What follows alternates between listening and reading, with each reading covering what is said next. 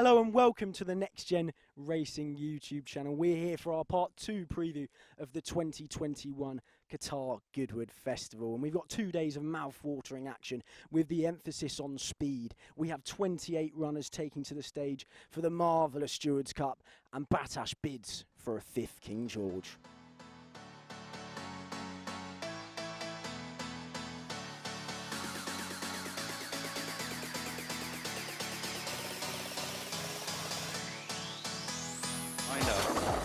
Frankel, unbeaten, utilises that turn of foot to devastating effect and wins the Kickno Sussex Stakes. And Brown Panther will win the Artemis Goodwood Cup for Andrew Black and Michael Owen. Solo on the run to the line is too good. Big Orange sticking his big neck out is just in front, and Big Orange maybe. This is a new sprinting star, and BATTAASH giving them a right bashing. And up towards the line is a 4th King George Qatar Stakes. Again, it is Stradivarius in the Qatar Goodwood Cup. It'll be 3 Goodwood Cups in a row. Stradivarius creates history.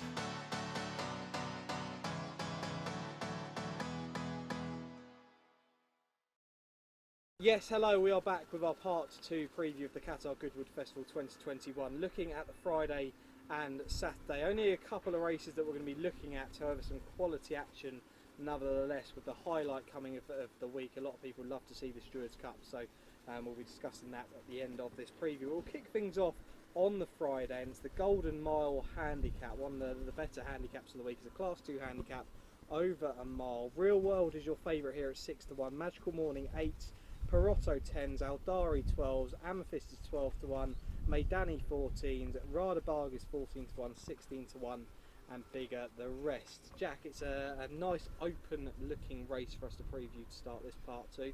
What are your thoughts? Yeah, it's a very tricky one. I mean, Maidani you're going to move on to in a bit. We're not sure quite a few are going to go here in the end, but I think Godolphin could have a good chance with Path of Thunder, you know. I mean, I think 16 to 1's available, which isn't a bad price. We've spoken in our first preview how we think they could have a good week. If you haven't watched it, make sure you do so you don't miss any of the action of the first 3 days. But Path of Thunder's been progressing quite nicely, I'd say, but it's still on a mark of 92 for the last 4 runs. Now, he bolted up on the July course earlier this month and has only got a £3 penalty for that. I think a mile over here at Goodwood won't be too out of his circumference, so I do think he could be bolting up and hopefully take the lead at this half furlong pole just behind us. Yeah, as I say, in these handicaps you're going to see them spread across the track here. The track actually looks spectacular. It's great being down here by the grass, looks incredible, and we're looking forward to the racing kicking things off tomorrow actually. And Jack did mention there a horse that I do like a fair bit. Now there's every chance that he's probably going to run it in the opening race of the festival, and that is Maidani. He is still in here. The Johnsons have said they could leave him in here and this could be where he goes, or he may even run twice in the week. However, I do think he'll go in the opening race, and if he does, he has a really excellent chance. He obviously won the race last year. He's now, I think he won that off 90. He's now rated in the hundreds.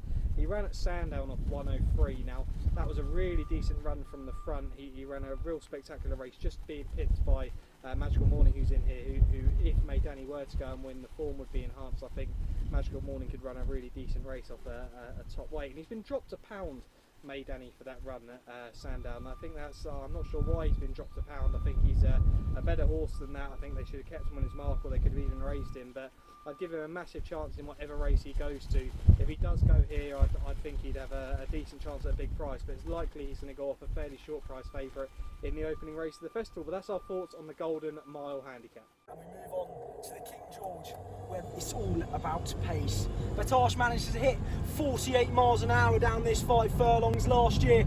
The exact speed we're going at now. Jim Crowley, brace yourself.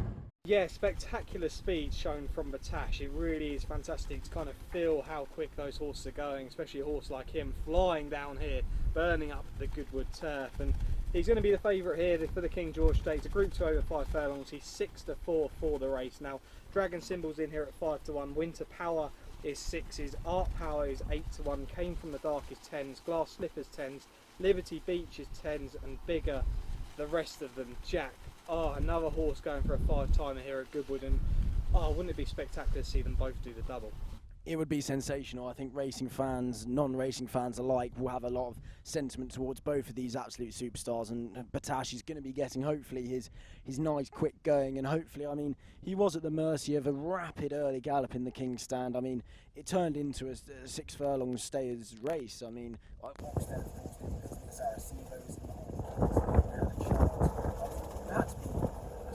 specialist, I think, to have a chance in that King's Stand. But I think hopefully they won't go up often as best of the pace. I mean, Mornay could get the lead. He'll be leading. BATTAASH did show a lot of speed nonetheless in the King's Stand. He clearly retains a lot of ability and enthusiasm, which he used to. Hopefully Bob will be watching at home and he can do one for the team. But I mean, I'm going to give a mention to him because he's finished third in this the last 2 years. Last year I think he went off 150 to 1. 66 to 1. I mean, he hasn't been having the greatest of seasons, bless him. But I mean, if the field does cut out to 6, 7 runners, 7 runners as it was last year, I mean, 3 places of choice. Especially if he's allowed to dictate early, because I don't think Jim Crowley would be wanting to go off on that. Yeah, he's a horse ornate who they like to give a prep run to him last year earlier on in the week, and they could do the same again. He didn't do in the handicap earlier on in the week, so potentially they could give him that run again and let him go. But he's a fairly big price. But with BATTAASH, I think now I know that Jack, you mentioned before the King's Stand, you said that he's a horse that does go wild very fresh. But I just think nowadays that being an older horse, he might have even needed part of that run. To be totally honest, I think that he is going to come on a hell of a lot for it. Charlie Hills, he's been talking horse up. You will be trained to talk about their big guns, but he's been saying the horse is ready. This is track, it's downhill, it's quick, it's just perfect for him. And I think if he is going to get a group race on the board this season, this is going to be the one that you can probably bank on him doing so. Maybe he's not as good as he used to be, but this is a race where, in my opinion, he's got a hell of a chance. Dragon Symbol, I know that they're quite keen on this horse dropping back to 5 furlongs. It'd be a fascinating run, along with Winter Power, who's not guaranteed to run here either. But what would we say with Winter Power? Obviously getting a hell of a lot of weight potentially off BATTAASH, and she is really quick and potentially a none-for hope. We kind of got this vibe from Art Power last year, obviously not in this race, but as a horse, Art Power was really, vibed up to be the next big sprinter. Do you think we're the same with Winter Power as a bit of a hype horse, or do we think she really has the class to go and do it? I'd say it's a bit of both. I don't think she has the class to go and do it, but I don't think she's that much of a hype horse because she's clearly a ball of speed. I mean, let's not forget she was beaten as an odds-on favourite, I think, in a novice event here last year, which I was unlucky enough to witness and tip her up for. So, I mean, that was a double whammy, wasn't it? But no, I think she does have clearly a lot of ability. She won last time out. Will she be able to do it in this company this early in her career? I'm not too sure. Okay, so Jack and I are both hoping that BATTAASH will get the business done, but Jack also a big fan of Ornate each way in the King George Stakes. And here I am on top of Trundle Hill. This is a great place to come and watch the racing. I came here as a boy with my family, had plenty of picnics up here and watched some of the festival from this spectacular view. As you can see, it's absolutely astonishing of this course. You can come up here with your picnic, have a nice drink of champagne and watch the racing free of charge. Cheers. Right, we move on to the final day now, and it is the Saturday racing where we see the Stewards Cup taking place. But we're going to kick things off with the Lilly Langtry Stakes. Now, Alpinista is your 7-2 favourite here. Alba Flora is 4-1. Wonderful Tonight is in here 4-1. I'm sure she won't be running. Valier is 5s. Passion 15-2. Search for a Song 8-1. Trisha 10s. Tribal Craft 10s. Mr. Angel 10s and 12-1. And bigger the rest. Fascinating to see a French run in here, Jack. Valier, I'm not convinced she'll come over. I think she needs much slower going. I think she's going to want a bit of juice in the ground, but she ran a decent race beating Sublime, who I think is a really classy horse for the Godolphin team over there. But I think the race, in my opinion, there's a big price in here, and if she does run, that's to buy Fountain. For the Johnson team, again, we were talking about it back in Johnson Horses Blind this week, but I do think that she's a really classy horse on her day. Right, let's go back and we look at her Cheshire Oaks run, which was really decent. She went and won and got herself hyped up to be an Oaks contender. In the Oaks, the ground came up a little bit too soft. It wasn't for her. I do think that at Ascot, she didn't run a bad race at all. I thought it was a fairly decent race in the Ribblesdale, and then she obviously ran the Lancashire Oaks where the ground came up a little bit soft as well. It was good to soft that day. I think this horse is a quick ground horse. I think that the quicker the going, the better this horse will run. There's been discussions about the German Oaks or coming here. I think she's probably likely to come here. And I think she's a really decent each way price. We talked about the Fillies Mile at Ascot last season. I just think that she is a really decent horse. I think 16-1. I'm not sure she'll be that price on the day of running. What about yourself in here?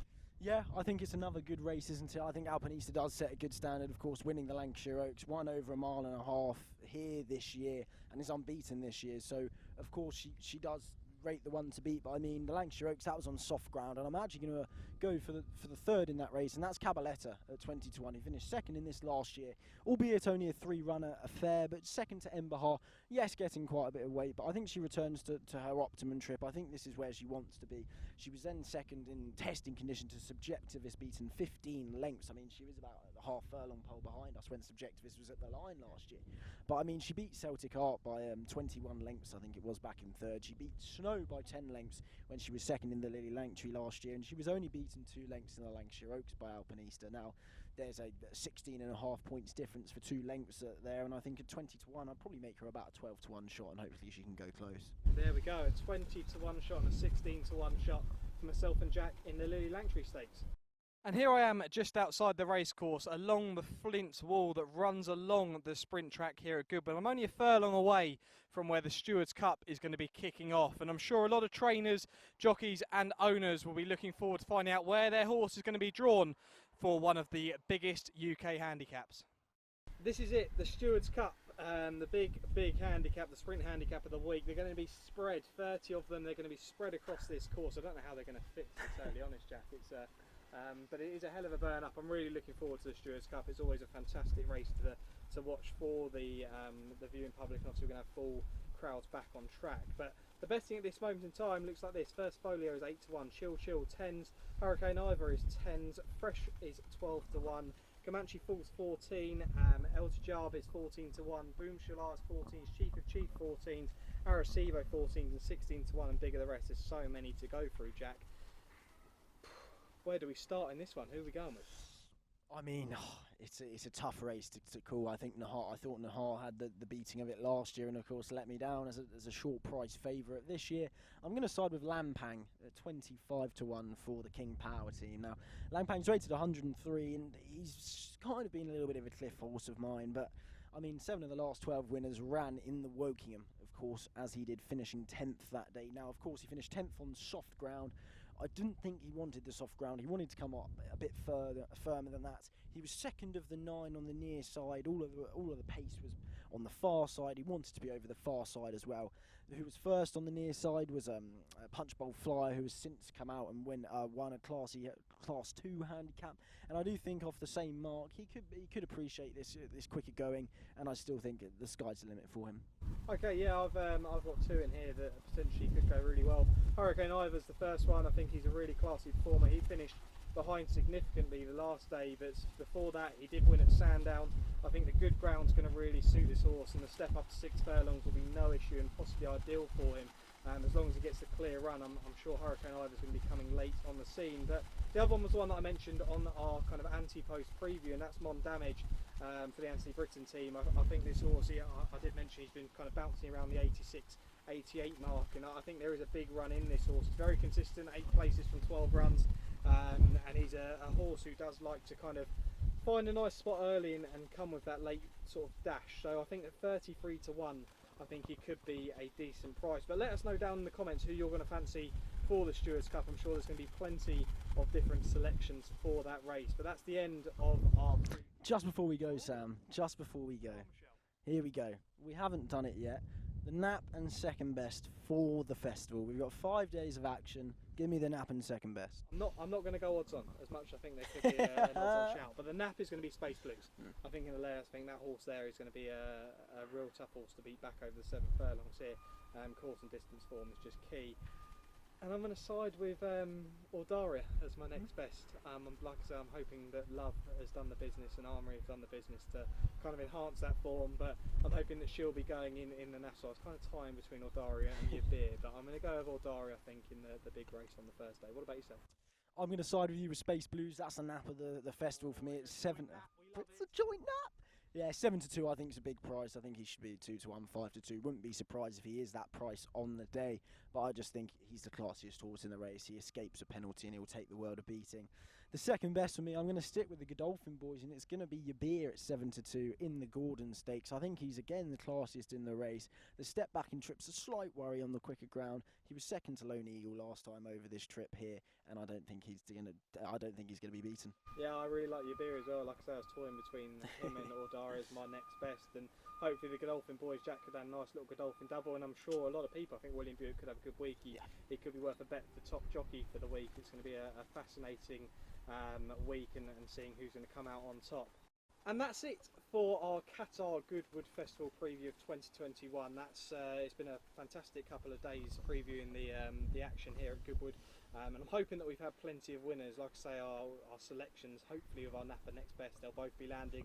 We had a good week last year, and hoping to do the same again. But Jack, I wish you all the best of the week, and there's only one thing to do with summer coming, and that's to tuck into one of these bad boys.